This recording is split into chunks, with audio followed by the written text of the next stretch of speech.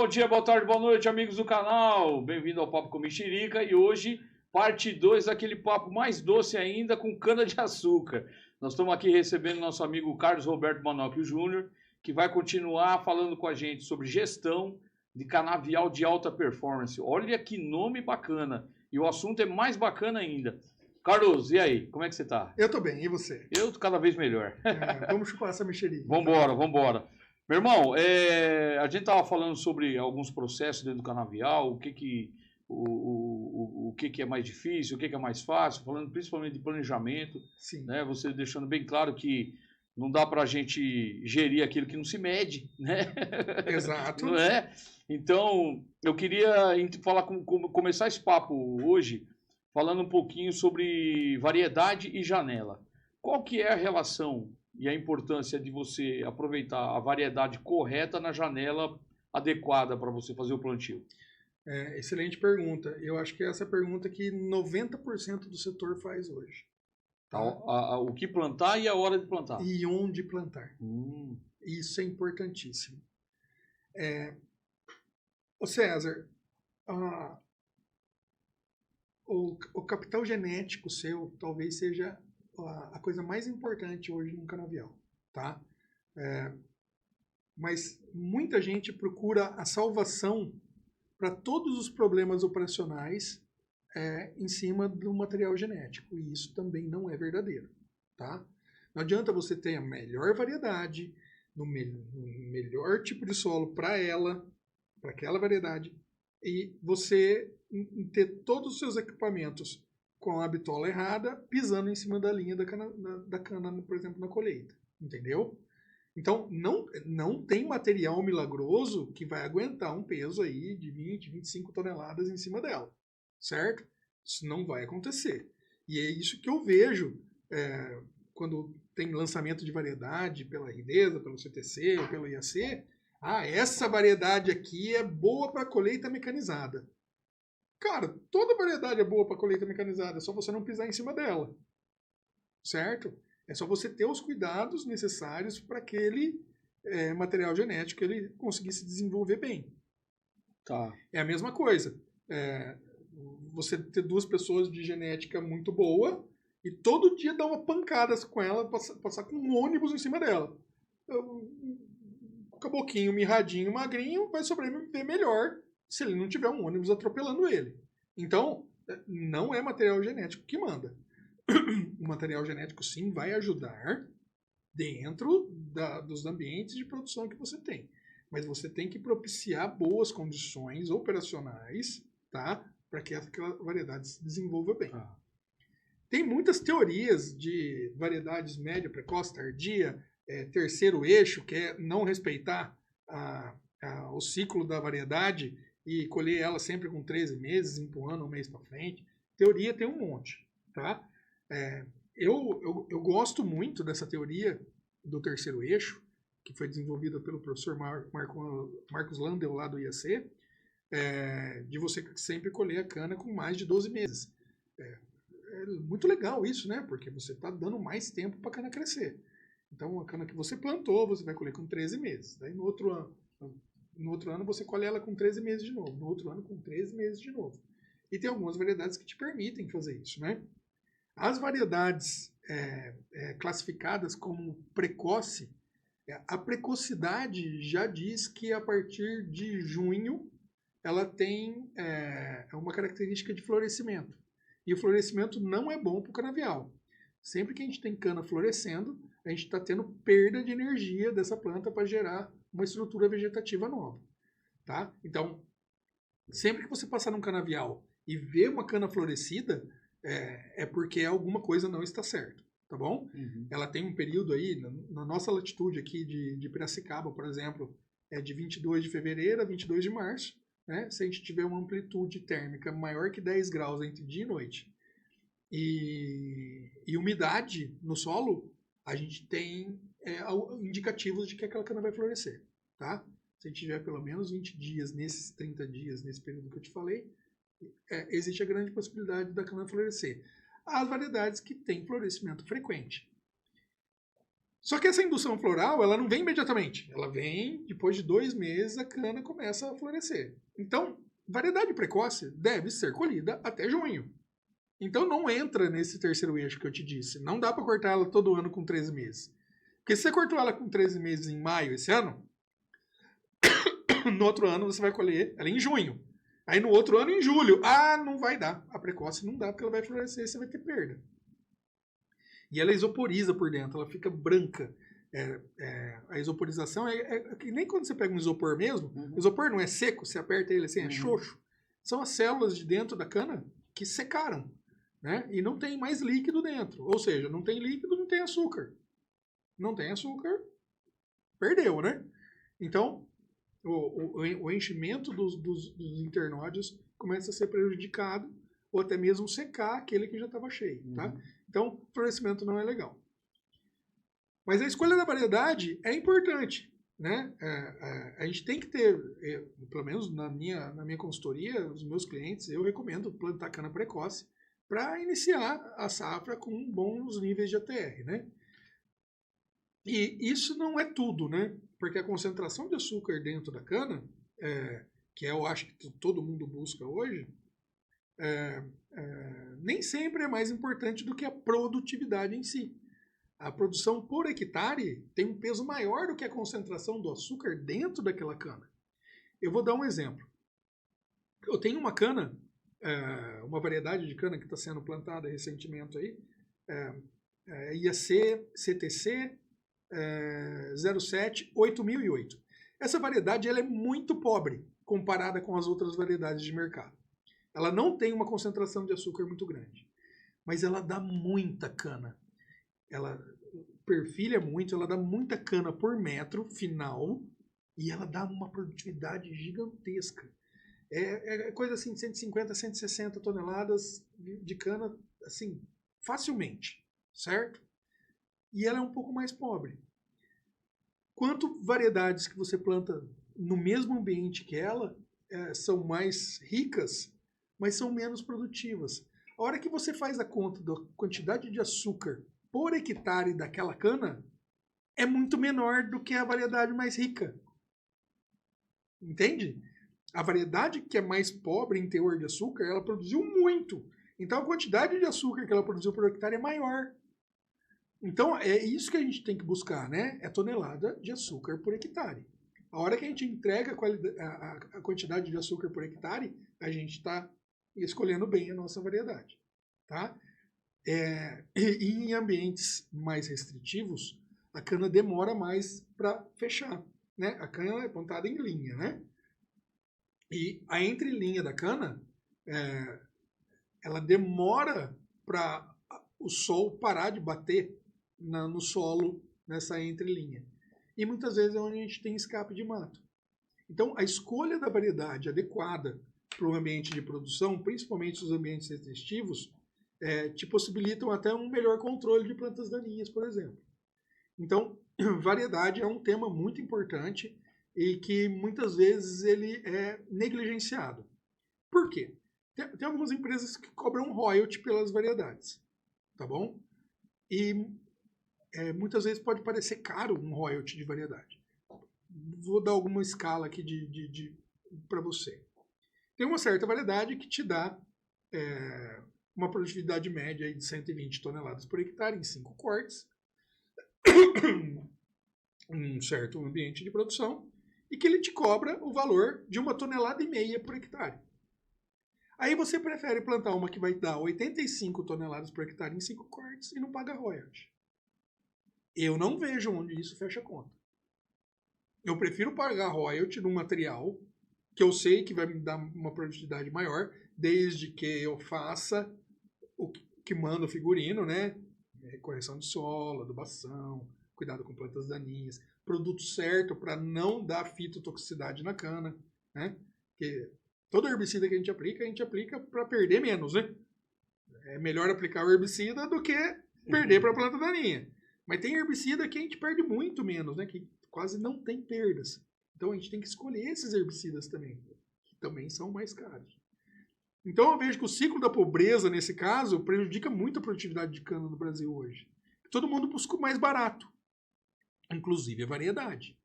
Então, eu sou a favor de pagar royalty em algumas variedades, sendo que elas te dão uma produtividade maior, elas vão te dar uma rentabilidade maior também. Entendi. Vai te dar 10 toneladas a mais. Você pagar 1,5 não vale a pena? Que investimento hoje que você investe R$1 e te retorna 10? É essa a relação. Entendi. E falando em herbicida, eu queria que você explicasse a importância do herbicida e nutrição ter que andar juntos, né? Tem que caminhar juntos. Sim. Eu vejo muita gente preocupada. Não, eu adubo bem minha cana. Não gosto de ver mato na minha cana. Tá correto. Mas muita gente negligencia o uso de herbicida, César. É impressionante o que eu encontro ainda de áreas com fitotoxicidade. E não adianta eu querer nutrir melhor a cana depois, porque ela já está prejudicada, né? E muitas vezes as piores fitotoxicidades que a gente tem em cana-de-açúcar, elas não são visíveis. Porque, primeiro ponto, herbicida tem que aplicar sem folha de cana ou do mato. Herbicida tem que ser pré-emergente em cana-de-açúcar. A gente tem que aplicar como alvo solo ou a palha sobre o solo. Certo? Isso logo no início do plantio. Ou no plantio ou logo depois do corte. Tá. Então a gente tem que fazer todas as atividades que a gente tem que fazer antes que a cana brote. Esse é o grande planejamento, né? Eu preciso cumprir um prazo de atividades, de tratos para o meu canavial antes que tenha folha no canavial. Para não dar fito. Então, a premissa básica dos prazos e do planejamento da quantidade de máquinas que eu preciso, para a área que eu abro todo dia pós-corte, é justamente para isso, é para atender o herbicida, para não dar fito na cana. Uhum. E muita gente negligencia isso. Quando eu cheguei na usina Vista Alegre, por exemplo, o indicador eram 60 dias depois do corte que a cana era aplicada herbicida. Não tem como dar certo, César.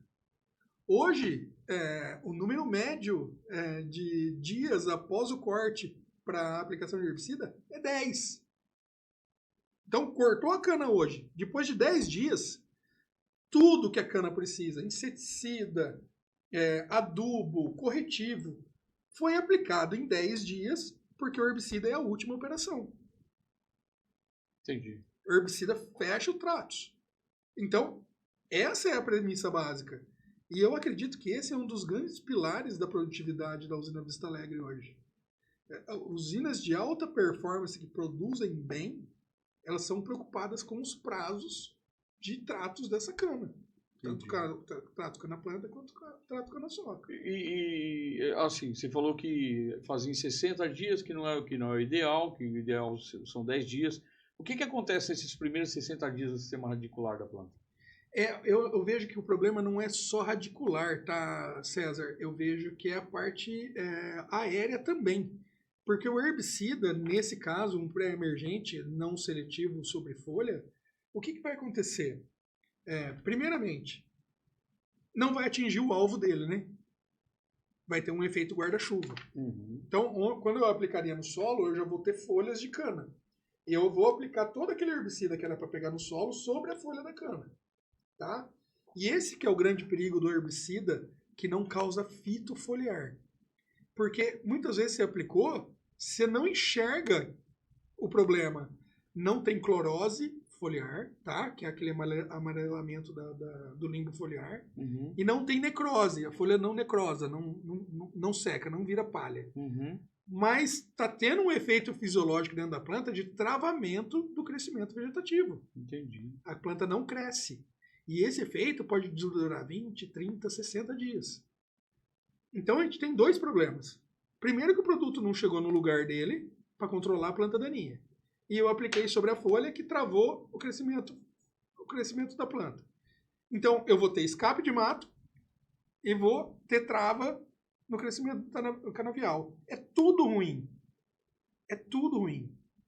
Eu falo para você que esse ganho em produtividade desse case que a gente está falando de 30 toneladas por hectare, César, eu acredito que 15 foi em cima disso, que foi o cumprimento de prazos de tratos culturais, para a gente conseguir aplicar o herbicida antes de ter folha na cana. O manejo adequado. Exato, não é só o que fazer, César, é como fazer e quando. Se a gente não fizer as atividades nos períodos corretos, a gente não vai ter uma boa performance. O mesmo acontece, por exemplo, em aplicação foliar. Virou coqueluche fazer protocolo de crescimento vegetativo foliar em cana. Todo mundo está buscando uma fórmula maravilhosa, porque vai resolver todos os meus problemas. Eu não fiz calcário, eu não fiz gesso, eu não fiz a minha adubação de base bem feita, mas o meu foliar é com quelato. Primeiro que isso é uma grande bobagem, né? Que micronutriente quelatizado é importante no solo, porque ele não lixivia. Tá bom? Via folha, pode ser formato de sais, que não vai ter problema nenhum, a absorção é a mesma. Tá? Então, é a coqueluche. Eu estou buscando o meu produto para fazer o meu crescimento vegetativo. Porque eu vou usar aminoácido. É outra modinha, né? Vou usar aminoácido. Mas o Base está falando que é modinha, então não é para usar? Não, tem aminoácido certo. Tem aminoácido tão bom que se você aumentar a dose dele, você causa fito na cana. Então, assim, tem que ter responsabilidade até com o uso de aminoácido. Mas o que eu quero dizer é o seguinte, botei no meu planejamento, vou fazer 3 aplicações do meu foliar. E eu, depois de uma semana de veranico, para cumprir a agenda de aplicação, eu vou lá e aplico o meu micronutriente foliar. A planta não está preparada fisiologicamente para receber essa aplicação. Tem a janela certa. Eu não sei se você se recorda do relato que eu te mostrei aqui anteriormente. É o momento de entregar a coisa. Uhum. A planta ela tem que estar no momento ideal dela. Uhum. Depois de uma corrida de 20 quilômetros, o atleta quer comer uma feijoada. Ele não quer comer uma feijoada, ele não está fisiologicamente preparado para comer uma feijoada. Ele vai ter que dar uma respirada, né, tomar. E talvez daqui 1 hora depois da corrida ele consiga comer. Mas dá uma feijoada para um cara que acabou de chegar numa corrida, de uma maratona. Vai passar mal. Ele vai para o hospital. Não vai fazer bem. Não vai fazer bem para ele. Então tudo é momento. Fisiologicamente a planta tem que estar preparada. Então aproveitar as janelas para fazer as aplicações também é muito importante. Choveu, deu uma chuva de 20, 30 milímetros. O meu canavial está túrgido. O sol saiu. É agora. É aquele momento. É pegar toda a estrutura que você tiver possível, e eu vejo que o produtor de soja, de milho, ele é muito mais disciplinado nesse aspecto, tá? Ele aproveita as janelas de aplicação dele. Ele entende momento melhor do que a cana-de-açúcar. Se você tem a planta preparada, ela vai responder. Então, aquele investimento que você está fazendo, ele vai te dar retorno. Porque não é possível produzir absurdamente bem em um clima desfavorável que nem a gente teve no último ano. E tem gente que está conseguindo altas produtividades. Mas por quê? Porque está fazendo a coisa certa no momento certo. Aproveita o momento fisiológico da planta para dar nutriente, para dar um aminoácido, para dar um hormônio de crescimento. Aí é valioso. Tá certo. E isso também, dentro do que você está falando, influencia também a escolha do pré e do pós-emergente? Na verdade, uma coisa está separada da outra. Mas se eu fizer o meu herbicida no momento errado ou em dose incorreta, eu tenho um cliente, por exemplo, que estava usando uma dose absurda de um herbicida. Eu vou te dar aqui algumas referências. Eu recomendo desse produto no solo que ele tem lá, eu recomendo 120, 130, ele estava usando 250. Então ele estava causando uma fitointoxicação via raiz no canavial dele. Não tem fertilizante que possa colocar que vai recuperar essa fito. Entende? Porque esse produto ele vai ter que ser metabolizado pela planta, ele vai ter que ser quebrado por micro-organismo, ele tem o período de carência dele, até ele quebrar para conseguir ter o crescimento vegetativo normal de novo, vai levar tempo. Não se resolve de uma hora para outra. Eu posso aplicar, por exemplo, um aminoácido para tentar ajudar, mas o período que aquele canabidiol ficou intoxicado, eu perdi. Vamos falar que é nem um ano de escola que você repetiu de ano. Você vai ter que fazer de novo. Porque você não aproveitou aquele período. Foi perdido. Então, a gente precisa entender o momento fisiológico da planta também. E fazer a escolha dos produtos certos e na dose certas. Porque muitas vezes o técnico que está te vendendo, ele tem as metas dele para cumprir. Ele quer fazer número. Então, ele tem uma meta de venda. Se ele aumentar a tua dose em 30%, ele vai vender 30% mais da meta dele. Então, a gente tem... e muitas vezes as pessoas fazem isso para cumprir os seus números. Infelizmente, o mundo é cruel. Mas eu tenho que saber, ter discernimento do que eu estou fazendo e aquela dose que eu estou aplicando, eu saber que ela é a mais adequada. Que ela vai me entregar o controle que eu necessito, com o prazo que eu necessito e com seletividade. Daí a importância de você ter um consultor que conhece a fundo esse assunto para evitar esse tipo de venda predatória, né? Que é venda simplesmente para aumentar volume, né? Tipo, vender mais do que você precisa, dizendo que você precisa aplicar aquilo. E isso eu aprendi cuidado com o Heber Valério, tá? Ele nunca me recomendou doses, porque ele foi meu consultor durante muitos anos. Quando eu trabalhava na usina, ele era meu consultor. Ele me ensinou justamente isso. Falou assim, qual que é a dose mínima que você precisa para chegar no resultado que você espera? Isso tem a ver com custo e tem a ver com seletividade. A gente sempre prezou por seletividade. Porque o que paga a conta no final do dia é a produção de cana. Então, quanto mais cana eu tiver, mais fácil pagar a conta tá. Entendi. Então, e não tá fácil pagar a conta, tá, César? O agricultor hoje, se ele não controlar bem os seus custos, se ele não tiver abastecendo o banco de dados dele para saber onde ele está gastando e onde é que ele pode ter uma economia, ele não sobrevive. Então, é muito importante ter esse discernimento. E a consultoria, sim, ela pode ajudar, tá? Desde que não tenha viés comercial. Como eu disse para você, eu recomendo os meus produtos sabendo que é o melhor para o meu cliente. Independente se eu tiver com A empresa ou B empresa, eu vou sempre dizer o mesmo. Tá certo, tá certo. Tá? E falando em intoxicação e mantendo esse foco ainda no sistema radicular, você tem algum exemplo onde você chegou lá, estava tudo perdido, ou caminhando para se perder e que você salvou? Geralmente, ninguém chama consultor quando tá tudo certo, tá certo? Eu não ia falar isso. Não, quando tá tudo certo, o consultor é o último a ser lembrado, né? Uhum. Menos no caso dos meus amigos aí da usina Vista Alegre. Mas assim, isso é o que a gente mais se depara, tá, César? É justamente isso. Ou tá ferrado porque tá aplicando doses extremamente altas e a cana não está produzindo, né, por toxicidade, ou porque a lavoura está perdida no mato, ou na praga, ou tudo isso junto, tá?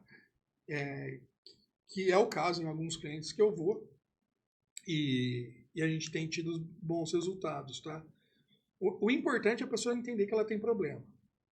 A partir do momento que ela entende que ela tem um problema e que ela precisa resolver aquele problema, ela está com meio problema resolvido. O que é difícil hoje é a pessoa entender e admitir que ela tem um problema, César. E eu acho que isso é muito do ser humano, né? A gente não quer admitir que a gente tem problema, né? Quando ele está escancarado, dói na gente, né? É um negócio que fere o âmago do ser humano, né? Expor o problema dele. E a gente se depara com isso e a gente tem que resolver isso até psicologicamente.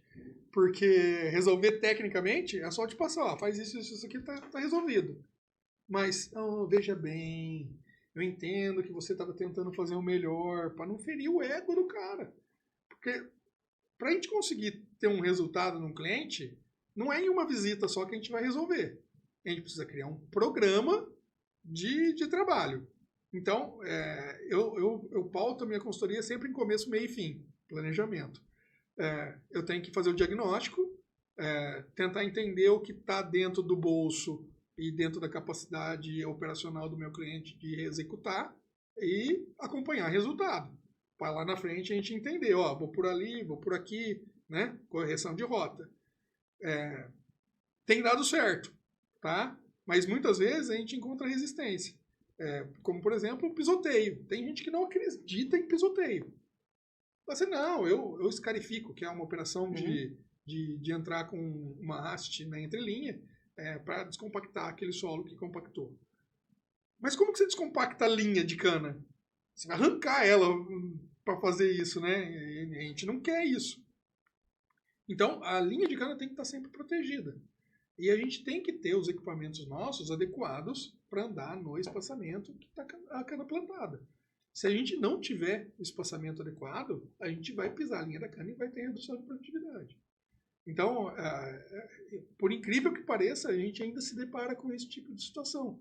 E com um produtor grande, sabe? Tecnificado, gente que eu admiro pela inteligência e a capacidade de crescer, de ser grande produtor, mas muitas vezes tem a dificuldade de assumir que tem um problema. E isso eu acho que é o grande impasse hoje do consultor. Não é nem recomendar, é fazer entender que muitas vezes o que você faz há 20 anos, você tem que mudar, senão o resultado não muda. Entendi. É a mesma coisa que você falar assim, a pessoa está tocando uma tecla do piano. Se ele tocar outra tecla, ele faz até música, né? Sim. Pois é. Esse é o princípio. Esse é o princípio. Esse é o princípio. Tocar a mesma tecla, vai sair sempre o mesmo som. Exatamente. Não vai mudar. Não sai música. De jeito nenhum. Meu amigo, e agora falando um pouquinho de nutrição, o que é a sua nutrição estratégica? Nutrição estratégica.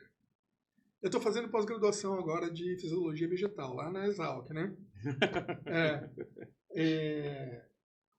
Durante 25 anos eu tinha alguns questionamentos bem específicos da cultura para tentar entender.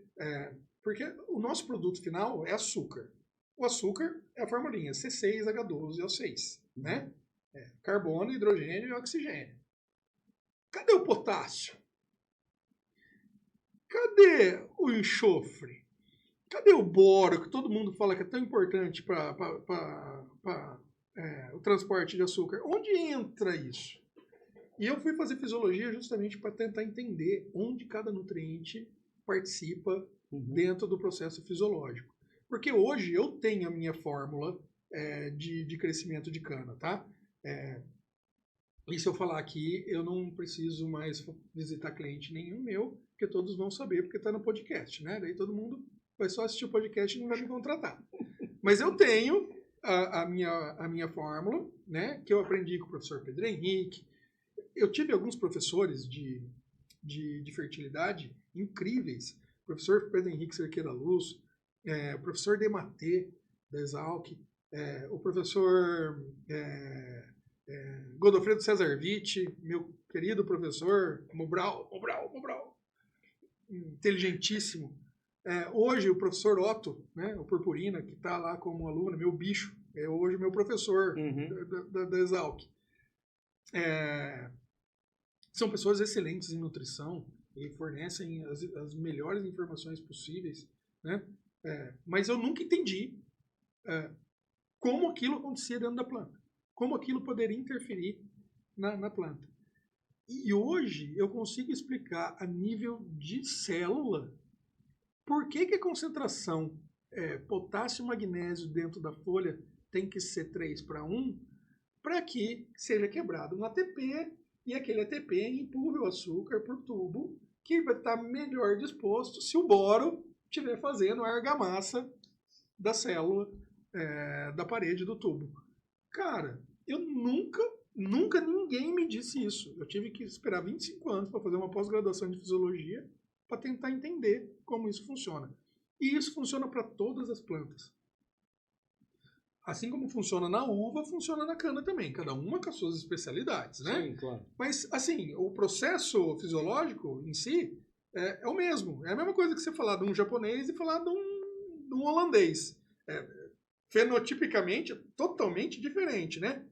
Mas funciona do mesmo jeito, né? Tem sangue rodando na veia, né? Tem os seus processos fisiológicos internos iguais.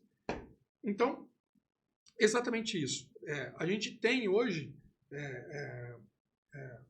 fórmulas secretas, que não são tão secretas assim, mas todos os nutrientes bem balanceados e para cada fase da cultura. A cultura, muitas vezes, ela precisa de alguns nutrientes em certos momentos mais e outros menos. Né? A gente não precisa de nitrogênio no inverno. O nitrogênio não vai contribuir em nada no inverno. E muitas vezes a gente aduba com nitrogênio no inverno. Né? É um exemplo crasso, vamos colocar dessa forma. E em quantidades absurdas. Né? Hoje a gente sabe que o nitrogênio a gente precisa de 0,8 kg por tonelada de cana produzida. Tem gente que ainda usa 1,2 kg. Está gastando 40%, de 40% a 50% mais nitrogênio do que necessita. Né? Então, a gente tem que entender, dentro do material genético que a gente tem, o que são as demandas dessas variedades, desse material genético que a gente está cultivando. Tá, e falando um pouco da parte nutricional, quando a gente fala em aplicações e ajuste fino, é necessidade mesmo? Tem os dois casos. Depende. Você sabia que essa é a palavra mais falada por engenheiro agrônomo no mundo, né? Qual que é a sua recomendação? Depende. Tudo depende. Isso é de engenheiro, viu? É de engenheiro? É de engenheiro. O depende é a regra de 3, né? É regra de 3. Tudo que você perguntar vai vir com a resposta depende. Depende. Realmente depende.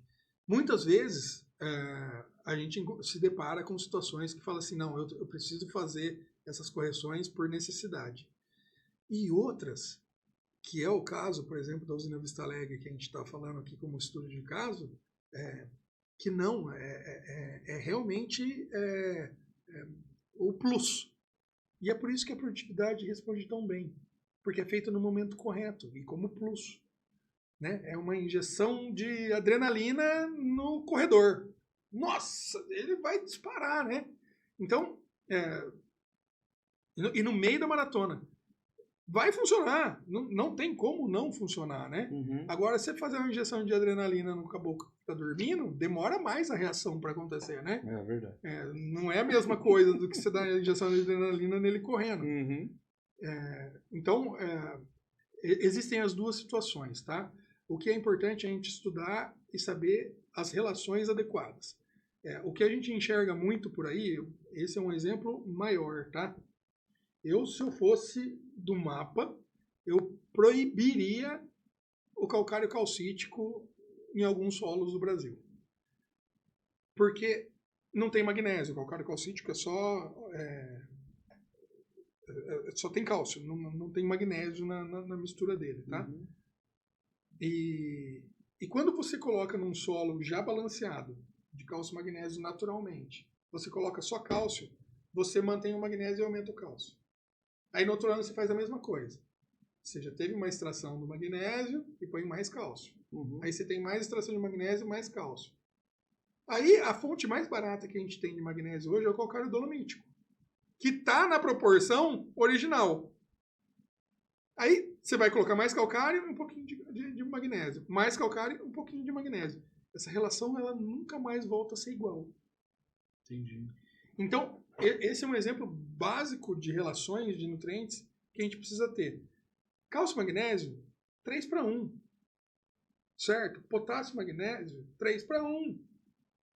Né? Tem alguns nutrientes que são mais absorvidos. Se não me engano, se não me falha a memória, o sódio que é tóxico, né? É salino, é o que é mais absorvido, depois vem o potássio, depois vem magnésio, depois vem cálcio. Tá? Nessa ordem. Então, a gente precisa ter a proporção correta desses nutrientes para a gente ter uma boa performance dentro da planta. Não adianta a gente querer colocar muito de um nutriente. É o caso da usina da Bolívia, tá? Ele colocou muito potássio durante muitos anos, porque ele falou assim, não, é adubo, é bom. Só que ele acabou salinizando com potássio as áreas dele. E o magnésio ficou esquecido. Então o magnésio lá é muito baixo e tem muito potássio. Então, dentro da folha, no catalisador lá para aquela relação de quebra do ATP para empurrar o açúcar para o tubo, não tem magnésio, ou o magnésio é muito pouquinho. Então, essa reação, ela não é potencializada pela falta de magnésio e excesso de potássio. Então, essa relação que a gente estuda dos nutrientes, ela é tão importante quanto o momento e a quantidade de colocar. Bom, você está falando de nitrogênio, cálcio, de sódio, cálcio, magnésio. Isso mais os micronutrientes, o que eles auxiliam no crescimento e no estresse da cultura? Então, cada um entra numa parte fisiológica da planta. Tem que estar todos ali combinando? E em cada momento que a planta precisa. Eu vou dar um exemplo bastante simples. Todo mundo fala muito em boro na cana-de-açúcar. O boro é importantíssimo para a cana-de-açúcar, mas ninguém entende onde ele entra. O sintoma de deficiência de boro, não sei se você reparou já, é um encarquilhamento da folha. A folha fica tudo enrugadinha, assim, ó, como se tivesse uma costura em cima da linha ali e você puxou a costura, sabe? Quando fica tudo onduladinho, assim. Como encavala a trama ali, né? Isso. É que nem quando você tem uma costura, você puxa o fio e dá aquela encarquilhada nos tecidos, assim, sabe? Esse é o sintoma do boro. Mas a gente precisa entender por que acontece isso, né? Então, imagina o tubo do floema, tá? E que no tubo do floema, a gente tem várias plaquinhas, que são as células, tá? E dentro, e entre essas plaquinhas, que são as células que formam a parede do tubo, tem um espaço. O boro funciona justamente como esse espaço. Imagina essas plaquinhas com uma argamassa prendendo uma outra, tá? Entendi. E a hora que isso acontece, as células se organizam. Então, o fluxo de seiva dentro do floema é mais livre. Não tem placa para impedir a passagem da seiva, entende? Cara, isso é importantíssimo para o processo fisiológico da planta. Quando o açúcar sair dentro da célula naquele processo que eu estava te falando lá, em que o potássio e o magnésio são catalisadores, que acontece o ATP e empurra o açúcar para dentro do tubo, se o tubo estiver livre, o transporte do açúcar é livre. Então, cada nutriente ele faz parte de um processo fisiológico dentro da planta. Entendi. Não tem um mais importante e outro menos importante. Tá lá. A gente precisa. É a mesma coisa que você ir no médico fazer um exame de sangue e você tem um monte de problema e você só toma vitamina B. Não vai resolver o seu problema, né? Aí eu tomo um monte de vitamina B para eu ficar forte. Cara, não vai funcionar se você não tomar sol, em primeiro lugar, né? e segundo, e os outros nutrientes que você precisa para o seu processo fisiológico, né? E é isso que me incomoda, porque muita gente não investiga, né? Fala assim, você fez a correção do seu solo? Fala assim, eu pus lá eu joguei 2 toneladas de calcário e 1 de gesso. Falei, tá bom, mas e análise? Não fiz análise. Pô, mas você toma remédio sem fazer exame? Não existe isso, né? Então, muitas vezes a gente negligencia o que a planta precisa sem entender o que ela quer. Porque não fez uma análise, né? Exato. Tá certo. Carlos, seguinte, agora a gente precisa falar de vamos dizer assim, um evento comum de todos os anos, que é a tal da geada, né? Que isso daí a gente são aquelas coisas que a gente sabe que vai acontecer, não sabe bem o dia exato em que vai acontecer, né? Diferente de um planejamento que você faz para tratamento com herbicidas, enfim. E aí eu queria entender com você, como é que você vai se antecipar aos problemas de uma geada, dentro desse planejamento? Legal. Inclusive, essa vai ser a tese do meu TCC agora da fisiologia vegetal que eu estou fazendo. Tá? Olha que beleza. No começo, eu não acreditava muito nesse tratamento. Até que a gente acertou a dose e o período correto do que aplicar. A geada nunca é um evento que chega de surpresa, tá? A gente sabe que algumas regiões são mais propícias à geada do que outras, tá? Mas hoje o nosso sistema de meteorologia, ele nos informa da chegada numa frente fria com pelo menos uns 5 dias de antecedência, tá? E com um certo grau de assertividade que fala para você, ó, não, pode fazer que a meteorologia garante. E com base nessas informações, a gente começou a tratar o canavial com uma mistura de sais, açúcar e aminoácido. 48 horas antes da geada. Cauda. Aplicação sobre folha. Porque qual que é o problema da geada? Dependendo do período de exposição ao frio, o líquido dentro das células congela. E quando o líquido congela, ele forma estrutura de cristal, muitas vezes pontiaguda. E aquilo fura a parede celular. E quando fura a parede celular, a planta murcha e necrosa. E é isso que a gente queria impedir. Aí eu vou fazer um desafio. Quando você for para casa hoje, pega 3 copinhos daquele de água que a gente tem ali na cozinha, coloca a mesma quantidade de água, pega uma colher de sal e põe dentro de um copinho, uma colher de sal e uma colher de açúcar dentro de outro copinho e um de água normal. Tá bom? E põe no freezer e vê qual que congela primeiro. A solução mais concentrada é a que vai congelar menos. Com mais tempo. É a que menos vai congelar. E isso acontece exatamente dentro da planta. Quando a gente aumenta a concentração de sais dentro das células, por osmose, né? A gente colocou o produto lá para dentro, a gente vai diminuir a temperatura de congelamento. Ela não vai congelar mais a 0 grau. Ela vai congelar a -3, a -4. Ou seja, quando você tem um período de geada a 0 graus, por exemplo, você precisa de mais tempo frio para congelar aquela célula. E, cara, foi uma experiência fantástica. Todas as áreas que a gente fez, algumas mais, outras menos, né? Tiveram um efeito da geada, mas incrivelmente diminuído. Por quê? Porque a gente aumentou a concentração de sais dentro da folha. E comparado a canaviais ao lado que não receberam a aplicação, o canavial secou completamente. Ou seja, ele realmente sofreu o efeito da geada. Então, aumentar a concentração de sais dentro da folha é importantíssimo. E isso é um trabalho muito antigo do professor Fancelli, lá da Exalc. Ele fez esse tratamento para soja e para cana ninguém tinha feito a loucura de fazer. Aí eu conversando com o Fernando Terci, ele falou, tinha isso aqui no passado. Eu falei, vamos fazer para testar, né? Eu não sei, vamos ver. Eu não acreditava também. E funcionou. Funcionou. É um negócio impressionante o quanto a gente consegue proteger da lavoura. E isso vale para qualquer cultura, tá? Eu estou me associando a uma empresa de micronutrientes que vai me auxiliar nesse processo.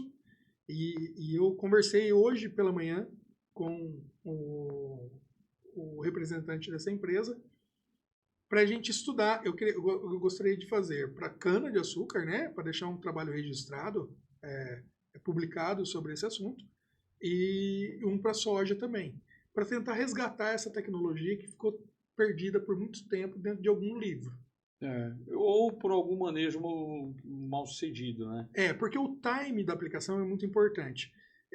Você não imagina a correria que é na usina 2 dias antes da geada. Helicóptero, drone, avião, todo o recurso que a gente tem disponível a gente bota para voar 48 horas antes da geada.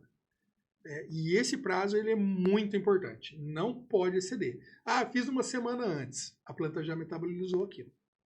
Não vai surtir efeito. Ou vai surtir um efeito muito menor. Entendi. Isso a gente já identificou operacionalmente na empresa. E aí é desperdício de recursos, de insumos, né? Exato. E cada aplicação dessa aí deve ficar em torno aí de uns R$150 mais ou menos com uma aplicação. Levando em consideração que você está mobilizando helicóptero, avião, drone, não fica barato. Não fica barato. Né? É o que eu disse. Porque o voo de helicóptero é mais caro que de avião, né? Mas em áreas declivosas é o único equipamento que consegue fazer uma aplicação com o volume de cauda que a gente precisa. Entendi.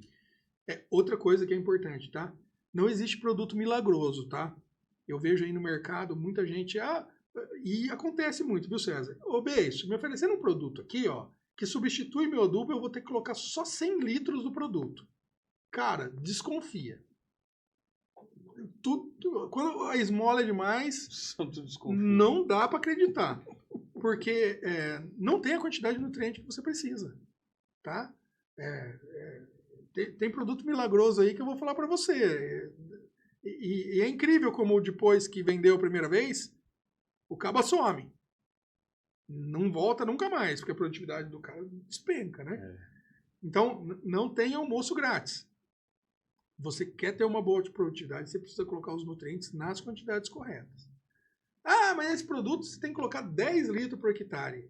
Mas esse produto é aquele que tem tudo que você precisa, tá? O que tem 1 litro por hectare só, muitas vezes não tem. Tá certo, tá certo. Tá? É exatamente isso, não tem almoço grátis. Bom, e existe alguma variedade mais resistente à geada? Não, variedade não. Não. O que a gente identificou é que toda variedade que tiver numa zona de frio intensa, ela vai ser afetada. Depois que você fez essa aplicação, você fez tudo como manda o figurino, 48 horas antes, teve a geada. Depois que passou a geada, tem algum manejo que você tem que fazer pós-geada para garantir que... Não tem nada que possa ser feito depois. O trabalho todo tem que ser feito antes. E o resultado da geada ele vai aparecer 7 dias depois, né? 7 dias depois você pode andar na lavoura que você vai ver o efeito da geada. Ou o não efeito, né? E aí essa aí é a minha ideia do trabalho pro TCC aí, da minha pós-graduação da fisiologia. Tá. Carlos, no episódio anterior você falou assim que sua consultoria obviamente é baseada num processo organizado, né, com muita disciplina, com muito propósito, e que isso pode ser executado em qualquer área da economia, seja na indústria mecânica, seja no agronegócio, seja na indústria química. O que na sua vivência do agronegócio você encontra sinergia com outras áreas que ainda não são aproveitadas? Ou que você sugere? Ô César, assim, ó, a minha sugestão para qualquer um que estiver assistindo que não for do agro é a mesma sugestão que eu dou para minha esposa que tem uma loja de roupa. Planeja qual o seu objetivo. Qual que é o seu objetivo? Por exemplo, numa loja de roupa feminina, qual a faixa etária, qual que é o tipo de público que você vai atingir. Esse é o primeiro ponto, né? Qual que é o teu objetivo? Qual que é o objetivo do teu negócio? E começar a fazer o planejamento de trás para frente. Qual que é o meu objetivo? É vender roupa para faixa etária de 30 a 50 anos. Beleza. Para vender roupa para essas mulheres, eu preciso ter um ambiente adequado para receber essas mulheres, ou fazer venda online. E começar a puxar para trás, fazer o planejamento para trás. Até eu chegar o momento da compra do produto para saber quanto que vai ser a margem de lucro que eu vou colocar, né? Em quantas vezes eu posso dividir para minha cliente para poder fazer a venda para ela. É planejamento. Qualquer atividade que não tiver um nível de disciplina de planejamento antecipada, ela está fadada ao risco de ter insucesso. Eu acredito muito fortemente, eu tenho convicção que o planejamento bem executado e PDCA, né? Você voltar e planejar de novo, né? O SDCA, Standardization, Exatamente. é importantíssimo. Porque às vezes você precisa corrigir rota. Às vezes o teu planejamento inicial não estava correto. Mas você tem que entender qual fase do teu planejamento é mais crítica, porque aquela você não vai poder errar. Então, entender com alguém que está fazendo melhor, fazer um benchmarking, não tem nada de errado nisso. Você abrevia o aprendizado. Você não precisa bater cabeça e errar de primeira para acertar na segunda. Não. Procura com quem já acertou. Você está tendo 100 toneladas de cana por hectare. O que você está fazendo? Quanto você está gastando por tonelada? Você está tendo rentabilidade? É fazer as perguntas certas. É como usar uma inteligência artificial, né? Todo mundo fala de inteligência artificial, que é a disrupção do mundo, mas eu vejo todo mundo usando para fazer figurinha, para fazer videozinho, para colocar no TikTok. Cara, se a gente usar para um propósito certo e fazer as perguntas corretas, você vai ter a resposta correta. Exato. Inclusive, estou utilizando muito ferramenta de inteligência artificial para me ajudar em entrega de relatório, entender processo, entendeu? Entender, é lógico, inteligência artificial, se ela for abastecida com porcaria, ela vai te entregar porcaria. Então, você tem que ter discernimento de entender o que ela está te entregando e fazer a análise crítica. A inteligência artificial já me entregou porcaria e que eu vi na hora que era porcaria. Não dá para aceitar. Mas ela pode te ajudar a abreviar, né? Um caso, por exemplo, é das minhas, como é que fala? Perícias judiciais, que eu estou fazendo agora. Para escrever uma petição, eu não sabia nem o que era petição, eu sou agrônomo, eu não sou advogado.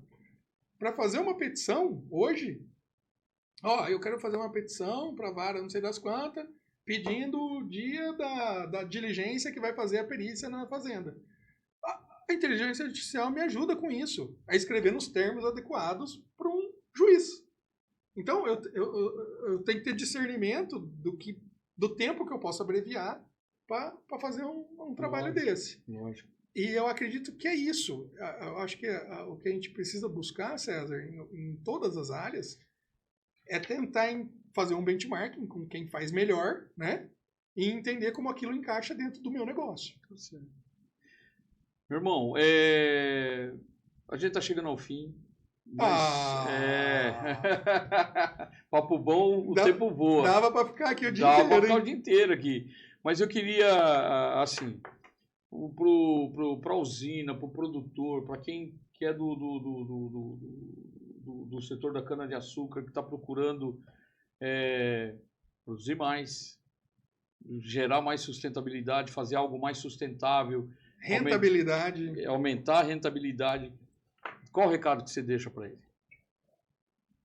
Eu tenho uma figurinha muito legal que eu coloco no final de todas as minhas apresentações, que é uma pessoa com um monte de escada jogada assim no chão, um muro, e uma pessoa tentando enxergar do outro lado do muro com todas aquelas escadas desorganizadas assim embaixo.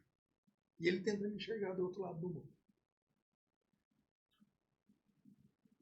Aí todo mundo pode olhar a figura e falar, que burro, né? Eu vou te deixar essa imagem depois. Para você colocar no final do Mexerica.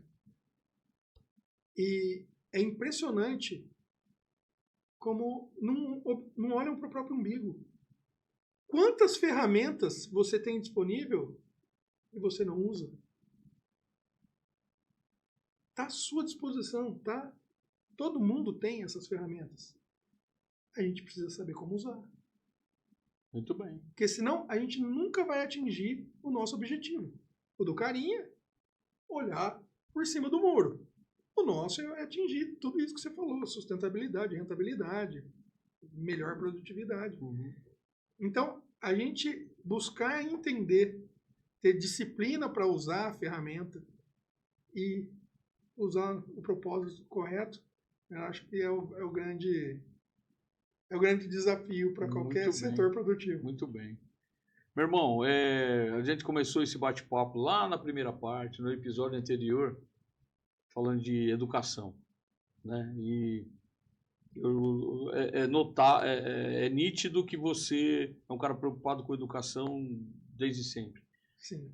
E como mestre, uma pessoa que está à frente de uma galera que futuramente, amanhã vai estar no teu lugar, vai estar fazendo a mesma coisa, e você com essa preocupação de fazer, de preparar eles, deixa um recado aí para os futuros agrônomos, para quem está fazendo engenharia, para quem está fazendo qualquer curso de graduação e quer fazer a diferença, assim como você faz no teu segmento. É muito difícil dar esse tipo de dica, porque as gerações mudam e os objetivos, os propósitos também mudam. Eu não sei... E as pessoas são diferentes, né? Cada uma pensa de uma forma, né, César? Mas se tiver alguém com o mesmo propósito que o meu, eu só recomendo a disciplina. Porque daí o resultado vem. É isso. É isso aí. É isso aí. Meu irmão, olha, cara, quero dizer que foi um baita de um prazer te receber aqui. Que legal. Você é um cara que fala com propriedade, você fala com conhecimento de causa, fala com amor pelaquilo que você faz, né? Dado o seu depoimento desde lá do teu tempo de criança, vendo lá no fundo do quintal a criação de galinha, a horta, né? E olha onde você chegou, né? Chegar hoje e falar assim, o meu quintal viraram 30 mil hectares de terra. Tá bem maior que isso tá já. Bem Não, quando eu resolvi fazer a consultoria, de tocar o meu negócio sozinho, né? Minha esposa falava assim pra mim, você vai longe com a consultoria, pode acreditar em você. Hoje eu vou até a Indonésia, cara. Eu vou lá do outro lado do mundo. Se eu andar um pouquinho mais, eu dou a volta no mundo, né? Eu não achei que eu ia chegar tão longe assim. Você tá vendo? Mas deu certo, graças a Deus. Deus é bom. É isso aí. E irmão, a gente tem que ter disciplina e propósito. É isso aí, sempre. E um bom planejamento. Sempre. É isso aí, pessoal. Você quer falar sobre planejamento, você quer tirar suas dúvidas sobre canavial, quer entender a cultura, quando que pode, quando que não pode, a variedade mais adequada para o teu tipo de região.